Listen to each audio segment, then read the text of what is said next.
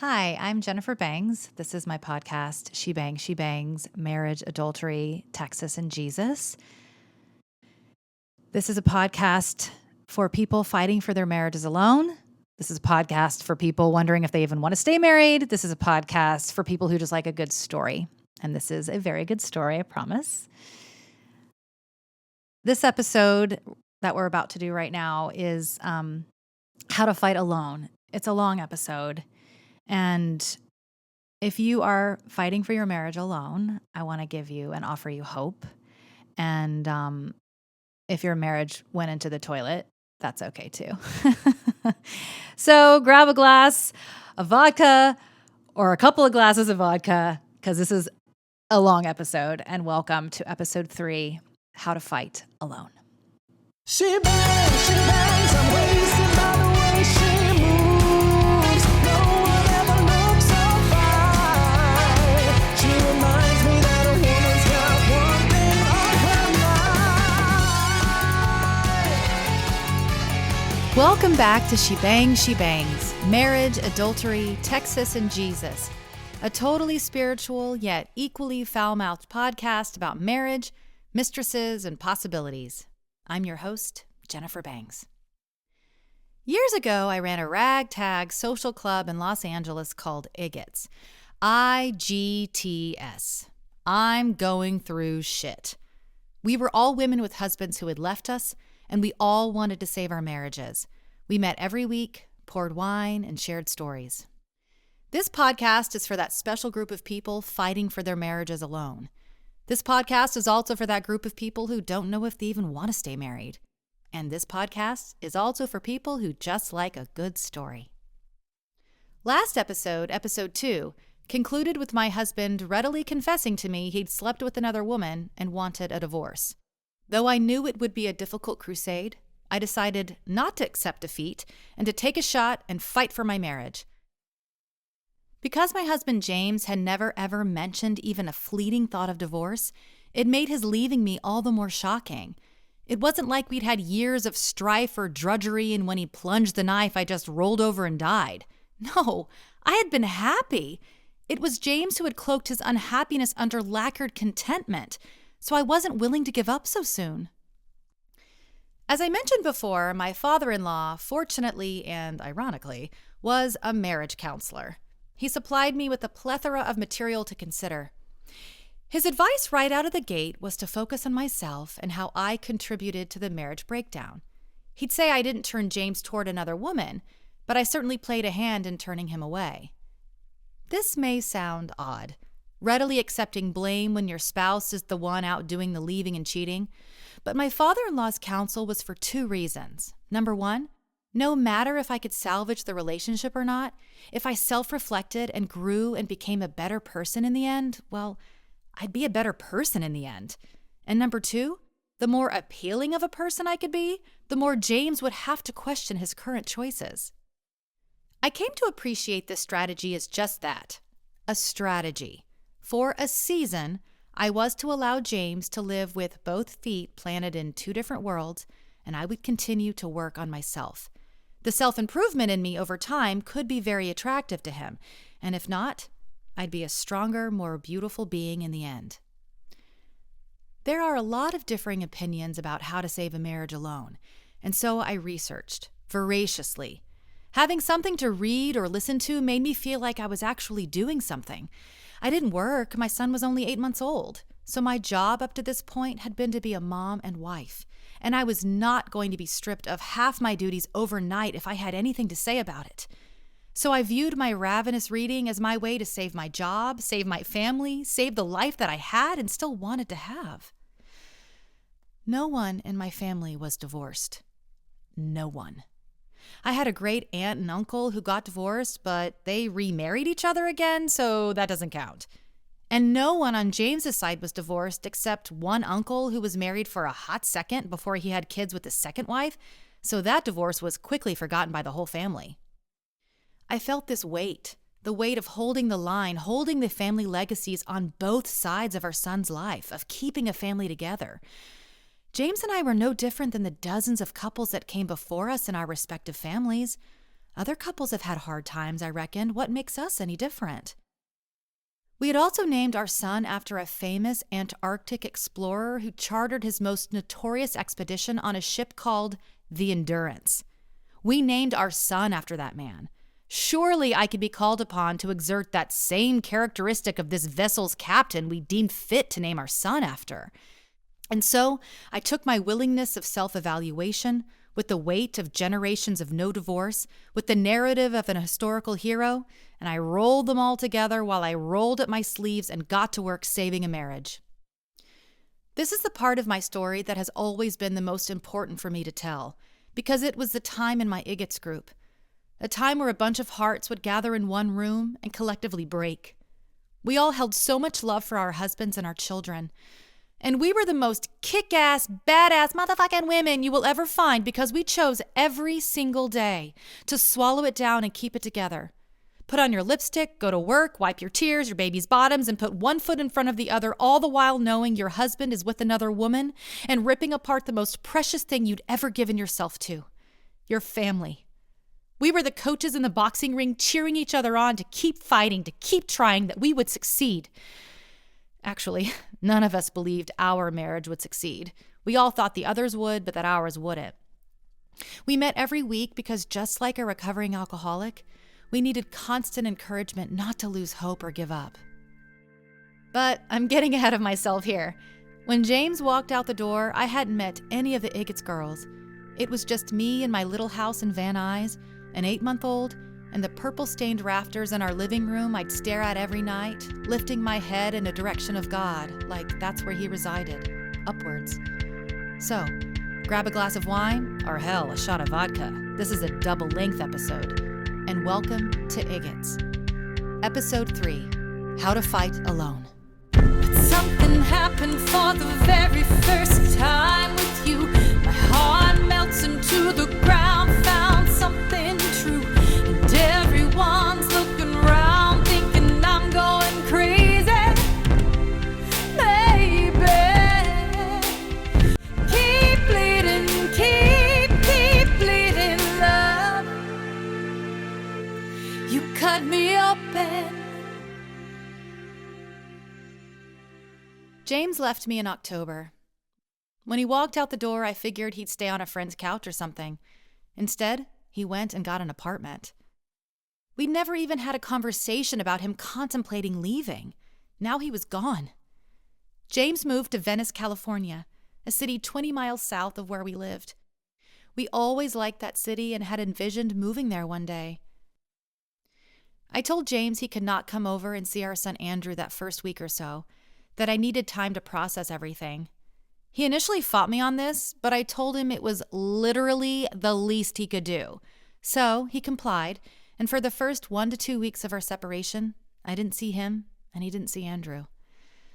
I spoke to James a few times during this period, and his demeanor was always so casual. He treated his departure with the same level of importance as deciding between fries or a salad. It's as if we'd gone out on a couple dates and things just hadn't worked out, and I hope someday you find someone really great for you. He actually said those words, that he wanted me to flourish, but didn't feel he did that for me. But I was bitchin' cool, and he wanted to get to a place where we were genuinely happy for each other. I wanted to vomit through the phone.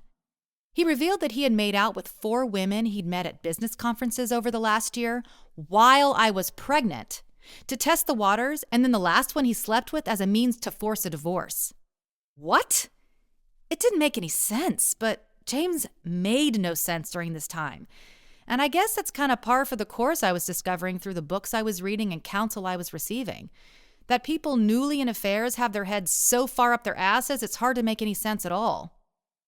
Processing that my husband had been unfaithful with 4 different women in only our 3rd year of marriage was a lot to take. Who was this man I was married to? What happened to the virgin preacher's kid I'd met at church camp? He also admitted the one-night stand had become something more, and that he was going to continue to see her. She didn't live in town, though. Where does she live? She's from another country, he said. My heart dropped. Oh, God, she's exotic. Or Swedish. Mistresses are always Swedish, right? She was from Canada, he told me. I wanted to laugh. I mean, I guess that's technically another country, but certainly not exotic nor Swedish. And she was from the Toronto area, so she was all the way on the other side of the country. This was good news. Well, all things considered. 2 weeks passed, and I told James he could come over and see Andrew. It was Halloween, so I made sure to dress up and look super cute and made sure Andrew was adorable in his lobster costume. We went over to Eric and Courtney's, the couple who hosted the neighborhood baby monitor poker nights, and we all hung out like the fun neighbors we had been for years. After the festivities, we walked back across the street and put Andrew to bed. It was my opportunity to share with James a few things that had been on my heart the last couple of weeks.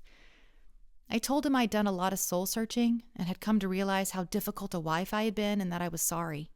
I was very specific in my confession and apology. What was I apologizing for, you may ask? A whole host of things. See, growing up, I was raised to believe, and not just believe, know, that if someone had a problem with me, it was my fault. No one in my family ever apologized to me for anything, but I was forced to apologize to everyone for everything. I was the family scapegoat. All dysfunctional families have one, and if you happen to be the scapegoat in your family, my heart goes out to you. The incredible emotional and psychological abuse during such formative years really makes an indelible mark on a kid's soul. So in my family, if there was a fight, I'd be sent to my room and not allowed to come out until I apologized. Because this was almost a daily occurrence, I grew apt at detecting and admitting my mistakes. If I couldn't crack what I'd done wrong, I would never make up something that was inconceivable. I would think hard enough and sit there long enough on my pink and teal Laura Ashley comforter until I came up with something. Like, well, yeah, I yelled back and yelling is wrong, so I'm sorry for yelling. There was never a discussion about the individual yelling at me or the merits of what I was yelling about or that perhaps I'd done nothing wrong in yelling at all. No, that was not an option. If there was a problem, it was my fault, and once I apologized, everything would be okay and life would move forward. So I took that belief system that if I could come up with all the ways in which I'd hurt James, then maybe he'd forgive me and come home. I wasn't Pollyanna about it all, but confession and apology had never let me down before, and I hoped it would at least open the door to my husband seeing I was humble enough to change the things he didn't like about me or our marriage. But James waved me off with the same demeanor he had exhibited over the phone the 2 weeks prior. Bygones. I realized then and there that he wasn't going to listen to anything I had to say. I would have to show him how much I loved him, not just tell him. James and I had previously planned a trip to New York City that November for our 3-year anniversary. We were going to go on a romantic trip, just the two of us, without Andrew. I'd spent the previous 2 months pumping extra milk for the days I'd be away from our son. Andrew was big and he ate a lot, so breastfeeding was already really taxing on my body. I mean, there's a reason people call it liquid gold. It costs something. And so to pump extra milk to cover multiple days I'd be away from Andrew took an even harder toll. It's difficult to adequately explain how demanding and literally draining all this was, but it was. And so when James left and I realized we probably wouldn't be going to New York City anymore, I was beside myself considering I had possibly wasted all those hours and weeks pumping. But I held out hope that maybe we could work things out. The trip wasn't for another month. There was still time. James started coming over every night to give Andrew a bath and put him to bed. My father-in-law encouraged me to let James have as much access to our son and me as possible because this would give me the best opportunity to show James I was really changing. And it seemed to be working because James would come over, put Andrew to bed, and then kind of linger around. After a few nights, he asked if I wanted to order pizza and watch The Office. A few more days passed, and he said he needed to buy a couple things at the mall and would I want to join him. This was my husband who had left me, yet he wanted to hang out. It was completely disorienting, but my father-in-law kept encouraging me that this was all positive. The thing about allowing your spouse access to you and your home and your kid when you're separated is that you have to swallow a lot of pride.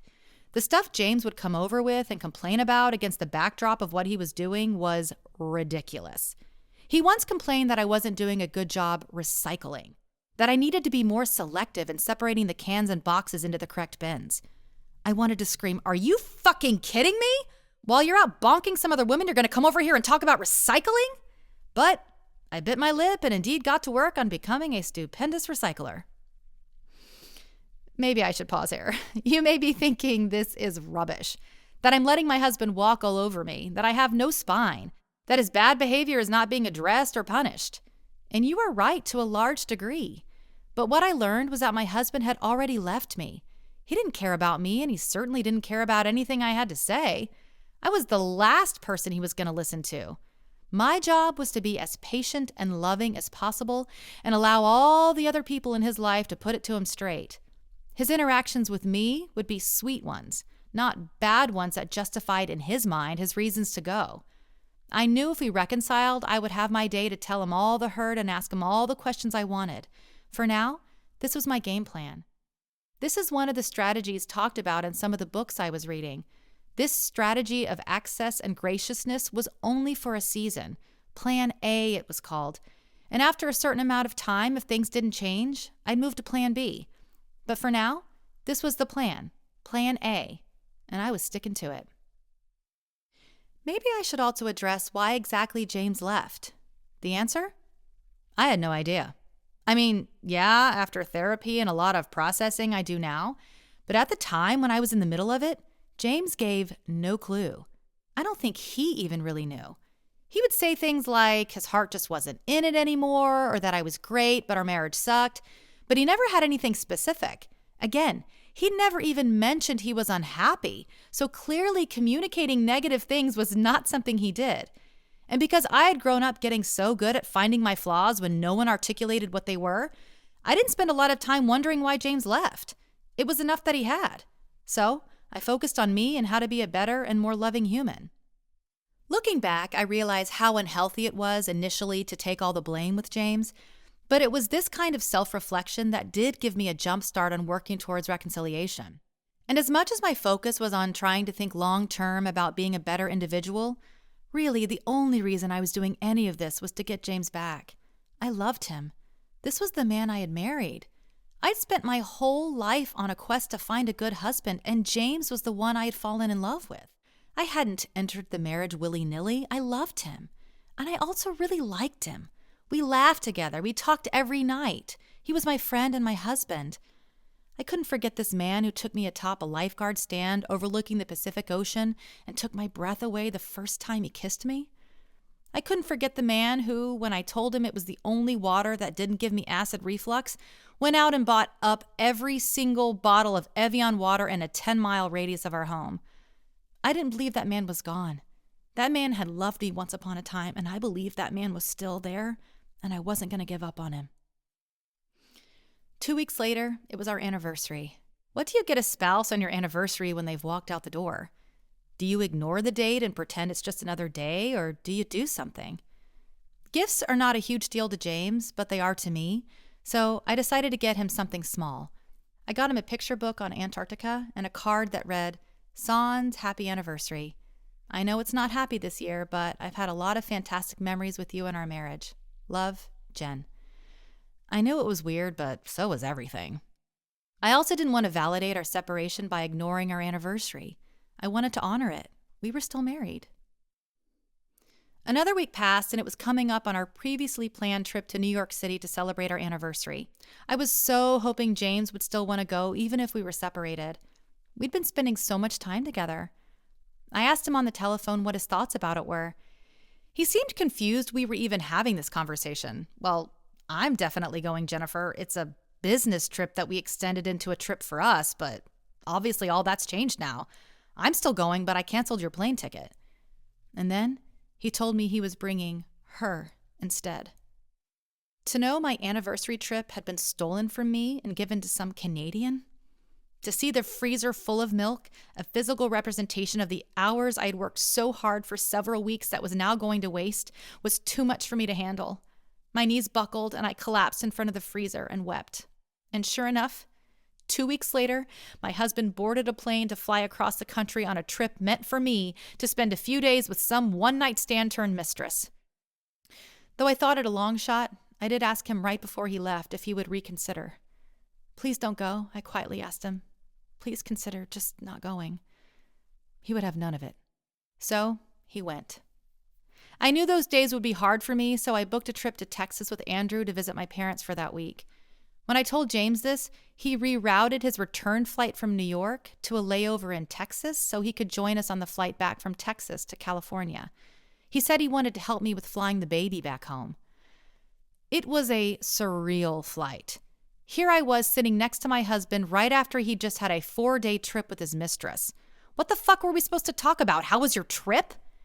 The second we sat down in our seats, James pulled a stuffed dinosaur for Andrew out of his bag. It reeked of his adultery. I knew James had bought it with her. I didn't ask, but I knew.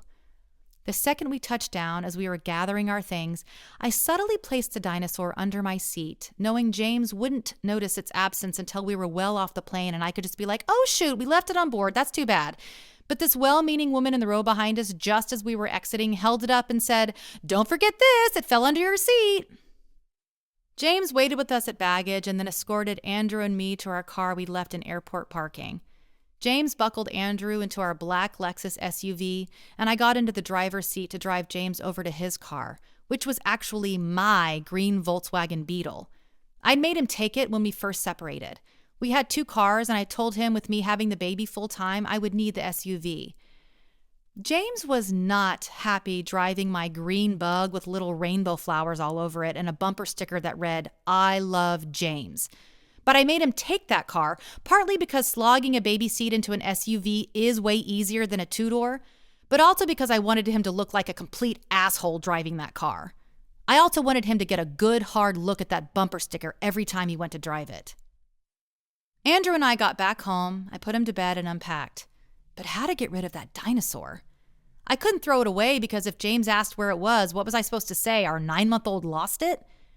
I decided the next morning to put it outside along the brick partition that separated all the neighborhood backyards. I put the dinosaur on the wall to the right of us, hoping Bobby, the 5-year-old next door, would take it. I helped it along by casually bumping it over the wall. Whoops! 2 days later, Bobby's mom brought it back over. Hey, I think this is yours. It must have accidentally fallen into our yard. I kept the dinosaur for another week and then threw it into the yard of the gay Episcopalian couple that lived behind us. They had a dog, so I figured the dog would eat him. The next day, the fucking dinosaur was back on top of our wall.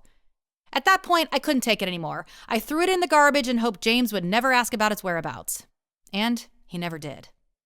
A week later, it was Thanksgiving, and James said he wanted to spend it together as a family. I was overjoyed. Oh, I can cook too, on top of the lot. My seafood's the best in the town. Oh, I can cook too, my fish can't be beat. My sugar's the sweetest around. Oh, I'm a gumdrop, a sweet lollipop, a brook trout right out of the brook. And what's more, baby, I can cook. James suggested we cook a turkey. How hard could it be, he remarked as the 3 of us cruised the grocery store aisles picking out a turkey. I was so happy. We were together. We were a family. We came home, well, what Andrew and I considered home, and I started cooking green beans while James figured out how to cook a turkey. Andrew sat in his high chair. We spent the entire day making a huge spread for 3. James said a prayer before we ate, which bewildered me as what man bothers to pray with his wife and child while having an affair, but I was somewhat encouraged that he was at least praying. James leaned over, whispering something to Andrew, and kissed him on the cheek. It was sweet. I kept hoping the day would impress upon James that we should stay a family, that he should come home. I continued to hope the good memories we were sharing would convince him everything he needed was right there. A few days later, I found an email he'd written the Canadian about that Thanksgiving Day. He told her about us making a huge feast and how fun it was, and then he talked about the moment he leaned over and whispered into Andrew's ear. He said he whispered how thankful he was for meeting such a beautiful woman like her. During the first couple months, with all the books and websites and family council and praying and reading the Bible, I had a lot to devour and work on. Though I was impressed with the changes in me, I definitely was not perfect. There were certainly moments when I would flare up and yell at James over his insensitivity and adultery, But since these moments were few and the majority of the time I was trying really, really hard to be patient and forgiving, I remained hopeful. I trusted my overall behavior would prevent James from walking straight to a lawyer's office and filing because I slipped up a time or two. The most important thing was consistency, and so I continued to fight. The thing that really helped the first few months after our split was that all the books about separation and affairs would give a play-by-play of what to expect from my spouse, even down to things he would say. I felt we were reading a script, and my husband had memorized his lines, only he didn't know his words had already been predicted. This was helpful because since I knew what to expect, I wasn't totally thrown. Christmas was approaching, and being that this was Andrew's first Christmas, I assumed we'd stay home and James would come over like he'd been doing every day of our separation. Some weekend in the middle of December, though, Andrew was down for a nap and James and I were in the living room. James was working on his laptop, then got up and went to the bathroom, leaving his laptop open. This is something he never did. I jumped up and ran to his computer. His email account was open and he was writing the Canadian, planning their Christmas vacation together. He said he had just booked his flight to come see her. I was horrified. My husband would rather spend our son's first Christmas with a woman he'd met 2 months ago than with his son. After James left that day, I immediately called his family and arranged for Andrew and me to come see them in Florida for Christmas. James's entire family lived in Florida, and it also happened to be where my entire family was spending New Year's that year. I booked the trip leaving before Christmas and coming back after New Year's. I'd be damned if I was going to spend it alone in LA while my husband was in fucking Canada. Fucking. I told James a couple days later of our plans. He got super pissed. "You can't leave before Christmas," he whined. "Why does it matter to you?" I asked. "I saw your plans. You're leaving on Christmas Eve and spending New Year's in Canada." "But I wanted to be with Andrew up until I left." His selfishness was infuriating. He was also super jealous that I'd be visiting his family without him. James loved his family. I told him he was welcome to come with us. I knew it would gnaw on him that his entire family would be meeting his son for the first time without him. Yet, he didn't change his plans. Before we left, I put together a Christmas gift for James. I know it sounds foolhardy planning gifts for your spouse who's left you and your baby, but the more I could be loving and gracious to my husband at his lowest and basest, the shinier I'd look and the uglier he would. Not to say that I was some strong stealth cat slinking through the mire unscathed. Oh no, I was doing face plants every night, sobbing into the living room floor I missed my husband so much.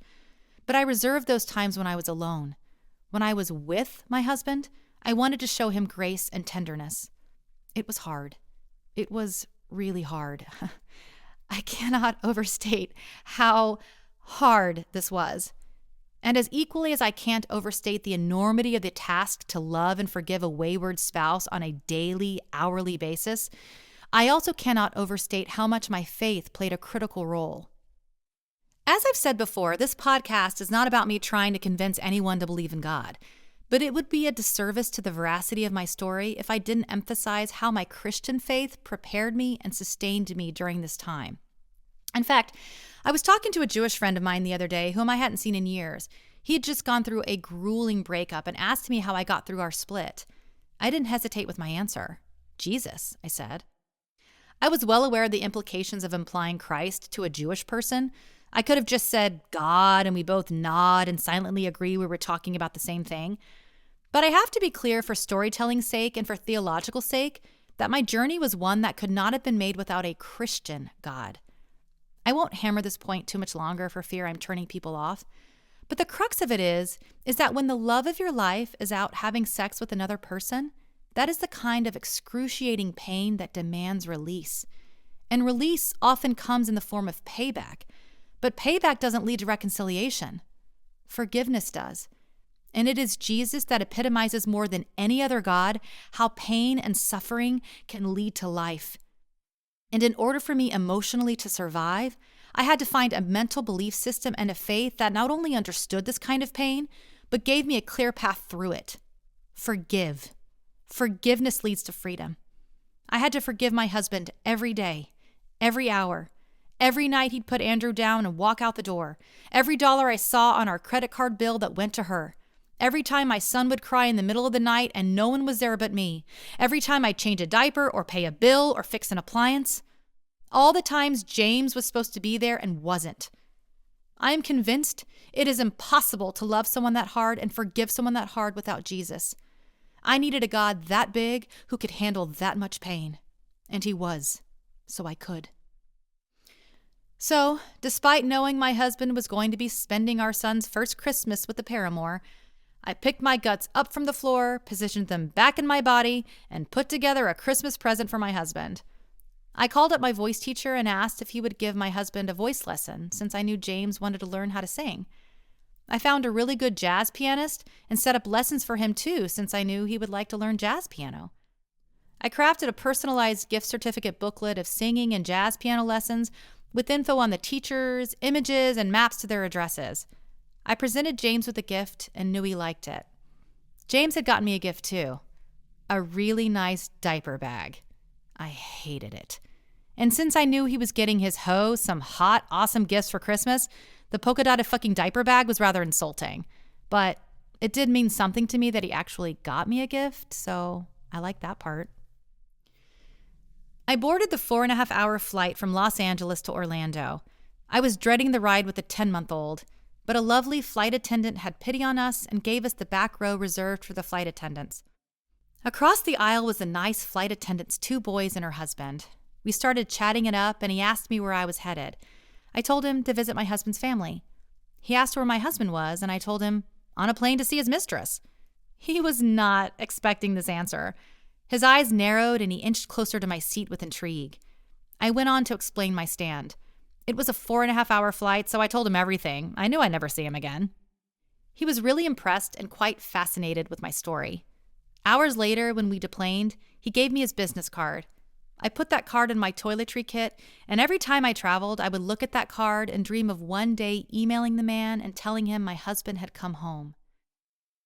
My trip to Orlando with James's family was awesome. His second to oldest sister immediately quipped I was a bitch for being so skinny, so I knew we were off to a good start. James's family was so kind and generous and enormous. Remember, James is one of 7. His parents were there, plus 5 of the 6 siblings with their spouses and all their children. Andrew took his first steps at his aunt's house. I can still see her squealing with joy. She had 6 kids of her own and was still so enthusiastic about my only son's first steps. After Christmas, I spent the next week with my family. It was awful. Unlike James's family, who wanted to hear what was going on and relaying conversations they were having with James, my family acted like nothing was going on. No one mentioned James. No one asked how I was doing. It's as if I'd never even been married and Andrew was immaculately conceived. The biggest ache was when my mom gathered us all around the Christmas tree for a photo. My parents, Andrew, me, my 2 brothers, their wives, their kids, and after the pose, my mom looks in the viewfinder and chirps, "Oh, what a great picture!" I held back tears. It's not a great picture I wanted to cry. Not everyone is in it. Andrew and I traveled home after New Year's, and James arrived a couple days later. He'd fallen in love with the Canadian and started spewing absolute nonsense. Up to this point, yes, James had certainly been out of character, but after this trip, things shifted dramatically. I was suddenly married to someone I did not know anymore. James was changing into a completely different person. He started changing what he believed, what he thought was right and wrong. He started to change his hopes and dreams and what he wanted. He even physically changed, started wearing hats and feebly attempting a mustache. He looked ridiculous. Apparently, this is part of the script as well. The other big alteration was he didn't linger around the house anymore. He'd put Andrew to bed and immediately take off. I'd offer him dinner every night, and he'd always decline. My heart broke every day.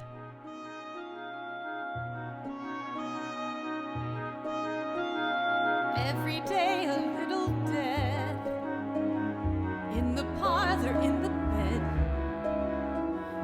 in the curtains, in the silver, in the buttons, in the bread. Every day a little sting, in the heart and in the head. Every move and every breath, and you hardly feel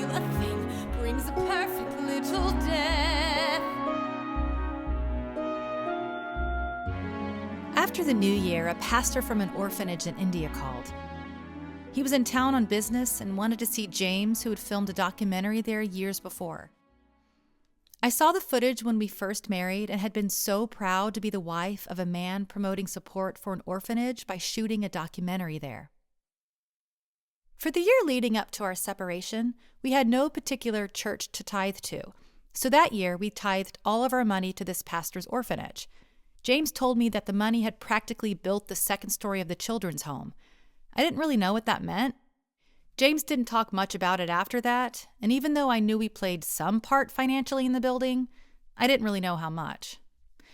Then, a year later, after James and I had separated, I went to James's work. As I was waiting for him in his office, I spotted an unusual picture album.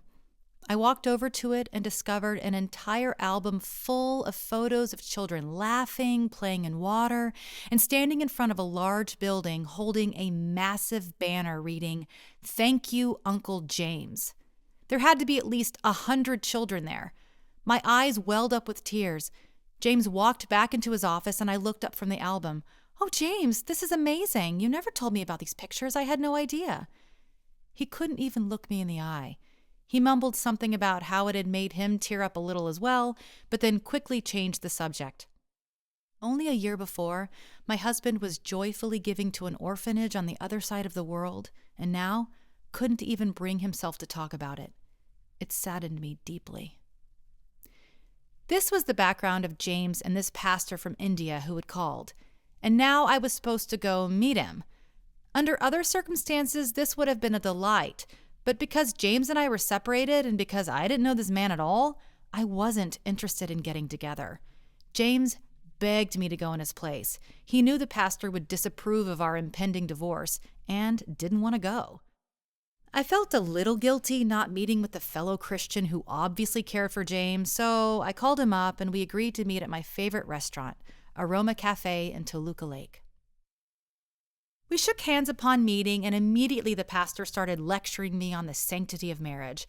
I quickly cut him off. "Look, Pastor Yuri, I get it. I'm on the same page as you. It's James who wants a divorce, not me. I believe in marriage." And I watched this man visibly relax, and then he confesses to me, "Jennifer, I did not come from India for business. I flew here solely for the two of you. I came here to encourage you to stay married." Oh my God. I could not believe this man had flown halfway around the world to be with us, and to think I almost passed him up. We talked for quite a while. He told me story after story of miracles he'd seen in his lifetime in India. He told me of one woman who refused to believe that her dead husband was, well, dead. She would not accept that he had died. She told people God had given her a vision of what her husband was to accomplish in his life, and he had not accomplished it. So he couldn't be dead. "No," she proclaimed, "he will live." So she prayed. She had her family pray. She had her village pray. And when the Billy Graham of India came to her town, she took her 3-day-old dead husband's body to the crusade. They would not let her in. "No," she told them, "my husband has to live. I have to bring him in." So they let her bring the corpse to the basement of the Colosseum. They laid the man out on a table and everyone just sat around, chins in hands. I mean, it had been 3 days of this. But the wife was persistent. And after some time, under the building of the spiritual crusade, the dead body started to shake, and no lie, the man came to life. If God can do that for that woman, Yuri told me, he can do that for you. He had a point, but I knew my faith wasn't like that. I told Yuri that I would continue to pray and hope for reconciliation, but that I just didn't know if it would happen. "Of course it will happen, Jennifer. If it doesn't, what am I supposed to tell my children? We have you and James's name on our whiteboard, and every morning we pray for you." 100 orphans on the other side of the world were praying for my marriage. 100 children in India were praying for me by name every day, praying for the healing of my marriage. The pastor eventually traveled back to India, but his question remained with me for a long time. What would God tell those little children if we didn't reconcile? He'd have to reunite us based on that alone, wouldn't he? February rolled around and it was my birthday. James did nothing for me. No card, no call, no present. It was a stark contrast to December, just a month and a half before, where we had at least exchanged gifts. But James's infatuation with this woman had grown to the point where he wasn't trying anymore to be cordial. If it was his wife's birthday, why should he care? He was in love with someone else. For my birthday that night, a couple friends took me out to dinner. It was nice to be celebrated. For some reason, the waitress asked me where my husband was. I guess she saw my wedding ring and wondered why he wasn't there. I was bold in my response and told her about my stand, that my husband had left me, but that I was fighting for him to come back. She looked at me puzzled, then cocked her head to the side. "You seem good," she said. "Like, I don't know how you could be, but you seem really good." And this is what I would hear over and over again during my stand. Friends would constantly comment to me that I seemed okay. They would tell me that they would talk to their friends or coworkers about me, and that they were always so impressed with my strength and how at peace I seemed. Hearing this was so strange because I certainly didn't feel peace, but I did feel resolve. Maybe that's what they were seeing, resolve. I knew what I was fighting for was good and true. So many times in life you can work hard for something but don't necessarily ask if it's the right thing to do. You just do it. But with this, because it was so hard, I had to ask myself every day if this was worth it. And every day I would answer yes, put another foot forward. Part of the strange hush over my spirit during this tumultuous time was that God had given me specific scripture to lean into. You know you're hearing from God when 7 different people who don't know each other quote the same Bible verse to you in less than a week. I clung to those words with every sinew of my bones. They were words about being swallowed by water and not drowning, walking through fire and not being burned. And that's how I felt my whole stand, that somehow I'd be okay. Somehow being overwhelmed in an ocean, I wouldn't drown, and somehow walking through fire, I wouldn't burn. Those verses didn't tell me whether James would come home, only that I'd be okay. Soon it was Valentine's Day, and like our anniversary and Christmas, I wondered what to do. Just days before the 14th, I went to a Lent service at St. Monica's in Santa Monica. I'd never been there before. During communion, when the entire congregation sings a hymn over and over until everyone has received communion, the hymn chosen that service was about a man named Hosea. He's a man from the Bible whose wife leaves him and cheats on him. Eventually, God brings his wife home. And during this Lent service, hundreds of people stood up and sang over and over again the words, "Please come home, please come home." It was beautiful, and I thought maybe part of that was for me. After the service, a group of friends and I walked to a local pub, and one of the guys I'd never met before started talking about this really amazing hot wings place. It was a passing conversation, but days later, upon pondering what to get James for Valentine's Day, I knew. Valentine's Day was on a weekday that year, so that day I drove to the wings place and placed a very large order of different varieties of hot wings. I then took the little red and white checkered paper serving dishes and wrote on the inside of one of them, "Hot wings for a hot man."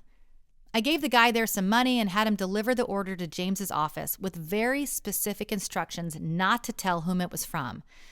I was now not only feeding my husband, isn't the quickest way to a man's heart through his stomach, I was also feeding his office. This was strategic because anyone there who knew, or for that matter, didn't know what was going on between James and me, if they found out the wings were from me, would suddenly find themselves thinking rather fondly of James's wife when they filled their bellies with free awesome wings, and I needed as many people around James to think as fondly of me as possible. This was also tactical because James would know this order came from only one of 2 people. If he asked the other woman if the order was from her, she'd look like the idiot not feeding her man on Valentine's Day. He would then have to reveal to her, "Oops, I guess this was from my wife, whom I know I said I'm leaving, but apparently she's still giving me gifts for Valentine's Day, so just ignore that fact in light of all the horrible things I've said about her, or the fact that I've told you she hates me so much she's leaving me." And if he stayed mum to her and asked me if I was a secret admirer, to which I would say yes, there would have to be some recognition on his part that I got him a really, really good gift for Valentine's Day. It never hurts feeding a man's ego telling him how hot he is, especially to a crowd. And it never hurts feeding their stomach, especially when it's their favorite food. And James's favorite is wings. Only months later would I find out what the hot wings delivery man said to James that Valentine's Day. "Dude, I don't know who this person is who's done this for you, but that's pretty cool. Whoever she is, she's pretty awesome." Score. I didn't tell James in the beginning that I was fighting for us. I just told him that I wanted to go slow in a divorce proceeding, as everyone I knew who'd gotten divorced had a lot of misgivings surrounding it. I said that there were things to address no matter what, and I wanted to address them now versus later, so to take our time and not rush anything. This seemed like a good idea to James. He never said he wasn't going to file, only that he agreed these things shouldn't be rushed. I, however, had no idea what rushed meant to him, as his timetable and mine were most likely not on the same page. I did eventually confess to James that I didn't want a divorce, but for the first few months, I didn't reveal this. I had a lot of people telling me this was a bad idea, that I needed to let James know right away that I was fighting for our marriage. But every time I thought about telling him, something inside me said no. I don't really understand why, or that if in the long run not telling him at first made any difference. All I know is that I had to follow my gut despite what anyone else had to say. It was sometime in the first few months after James left that IGTS was born. At first, it was just a woman named Lee and I. We started meeting weekly, and then as people learned of our strange friendship, they began sending women our way.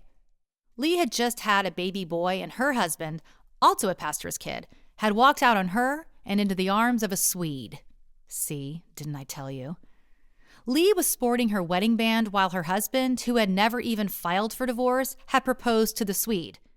There were now 2 women walking around LA with engagement rings to the same man. The next was Beth. She also had a new baby she and her husband had just adopted. Right after the adoption, her husband started screwing around with other women, moved out, and stopped paying the bills. Beth was getting foreclosure notices on her door every month while trying to care for a new baby and find a new job at Trader Joe's.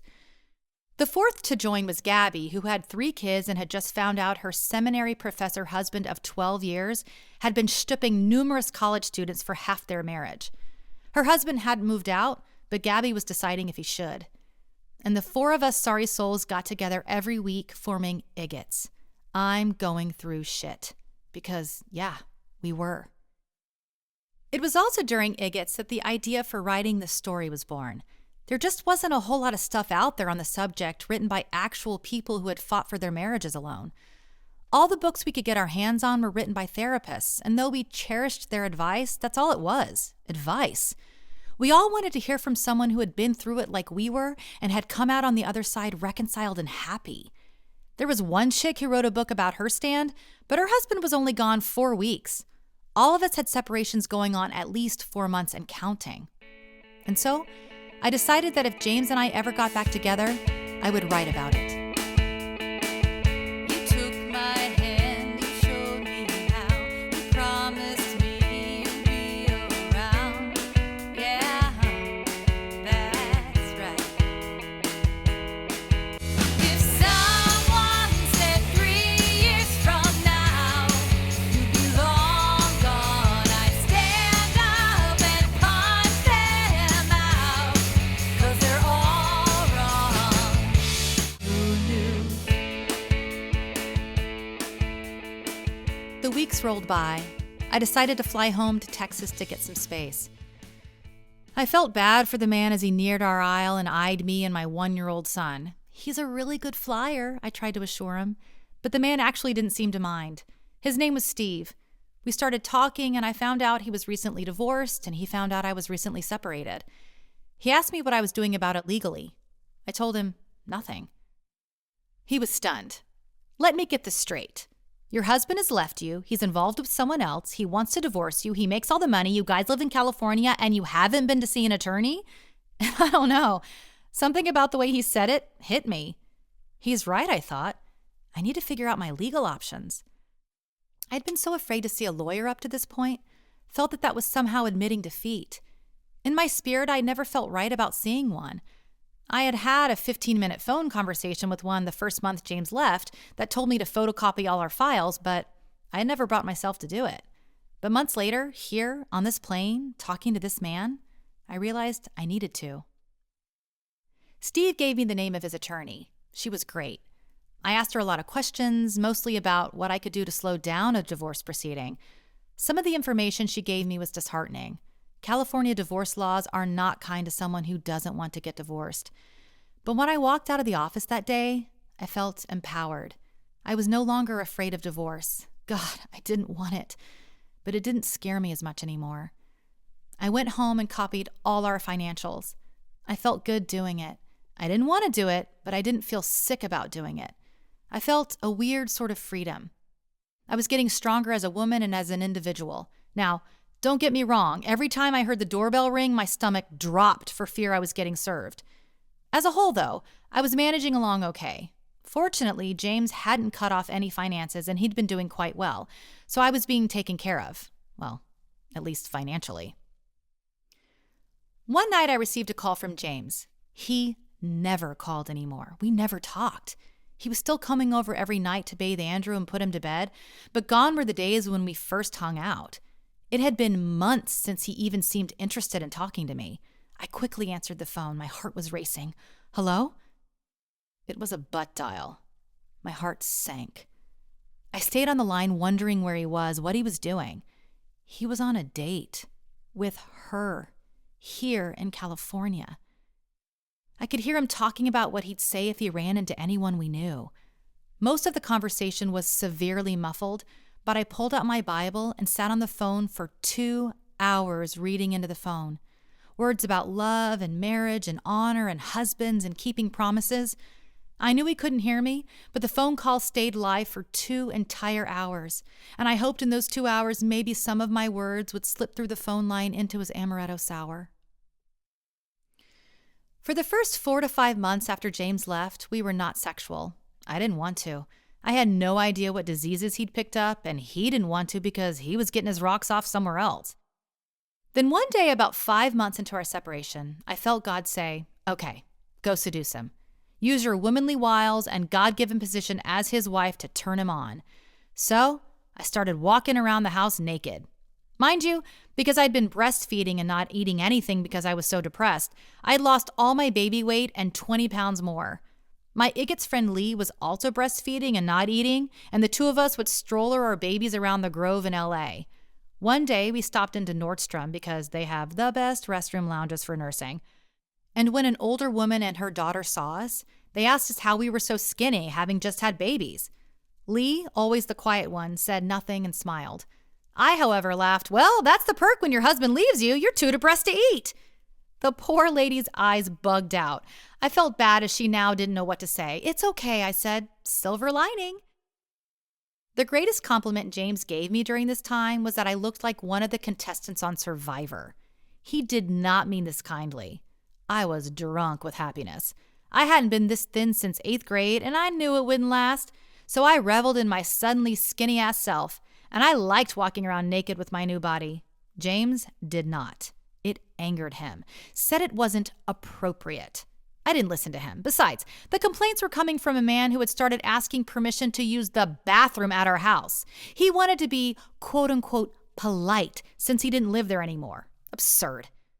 So I ignored his protestations and continued my fleshy flauntings.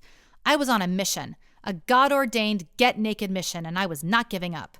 I also knew it was working because James liked women and I was hot. After a few days of this, I asked him if he wanted a leg massage. James still suffered from the jet ski accident that had left his left leg in constant pain. He declined my offer, but I continued asking over the next few days, and eventually he agreed. The pain in his leg extended up from his knee to his hip and tailbone, so I had a lot of prime area to work with. I made it the most sensual leg massage a man could ask for. Every night I would get more and more sensual, testing the parameters, and eventually he let me touch him. It wasn't romantic, there was no kissing involved, and he certainly didn't touch me, but I was getting him off. He would tell me every time afterwards that it meant nothing and that he was thinking about someone else. That really hurt to hear, but I knew he couldn't fully get me out of his mind if I was the one touching him, and I wanted to be the last one touching him, not her. So I continued. As the weeks rolled on, these episodes eventually turned into sex. I knew he wasn't flying back to see her during this time and she wasn't flying here, so I felt okay to have sex again. We'd both been tested and he said he had used protection with her. I know, gross. But these are the conversations one has when fighting for their marriage. The sex wasn't anything to write home about, but it felt right reconnecting. I think that's the best word for it, right. It wasn't romantic or exciting, nor was it awful or a chore. It just felt right. I definitely felt undertones of self-consciousness, wondering what was going through his head, but this was my God-given right to have sex with my husband. And something about knowing that this was my position as wife, felt good. One of the strange things about James and my separation was that he was always willing to go to counseling. He was actually the one to suggest it, and he found a female Christian counselor for us to go to. I found that peculiar, but I was psyched nonetheless. We started going about a month after James left. He thought she was fantastic. I thought she was full of shit, but I kept going because it allowed us 1 hour every week to be together. Nothing really came of our meetings. It was a lot of him espousing why he didn't want to be married, and a lot of her somehow equating his adultery with me not inviting his friends to our son's birthday party, but whatever, I still went. After several months and thousands of dollars later, James revealed in counseling that the Canadian was not the last woman he'd been with. There had been 4 other women since he'd met her. He said he'd only kissed the other 4, but that was it for me. I was enraged. Here I was trying to forgive the first 2 he kissed, the 3rd who performed fellatio, and the 4th he'd been having sex with, only to find out he'd made out with 4 more? That was it. I shot up from the counselor's couch, screamed I was done and that I wasn't coming to counseling anymore. The therapist advised against it. I said to fuck off and walked out the door. I never went back, but James continued to. And it was here that I think breakthrough really began for him. Like I said, I did not like the counselor for me, but she was very effective with James. And for that, I was glad. But more women? Oh my God, it was awful. There was a tinge of relief that the Canadian wasn't holding too much of his interest if he was still on the prowl. But I'd already swallowed 4 cheater pills only to add 4 more?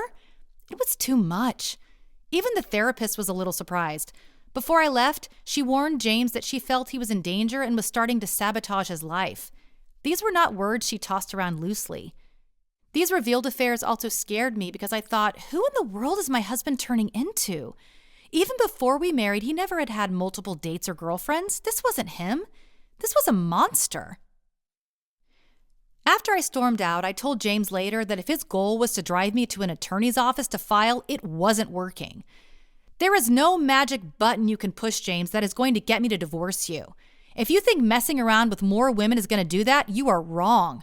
I'm fighting for this marriage, and if you want to divorce me, divorce me. But I will not pull the trigger on this marriage. You are ruining your life getting involved with so many women. You are acting crazy, and I don't know who you are. You disgust me. But I will not do your dirty work.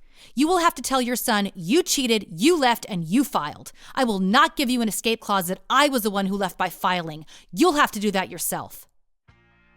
It had been 6 months of me as a nice, cushy floor mat welcoming James into our home, but James wasn't staying. He kept leaving. So, as Ecclesiastes says and as the birds so eloquently sing, To everything turn, turn, turn, and make time to every purpose under heaven. A time for peace, I swear it's not too late. it was time for Plan B. Tune in next time for Episode 4, Plan B. This is She Bangs, Marriage, Adultery, Texas, and Jesus. Find me on Twitter at Jennifer Bangs or shebangs.com. Cheers. Until next time. She bangs, I'm wasted by the way she moves.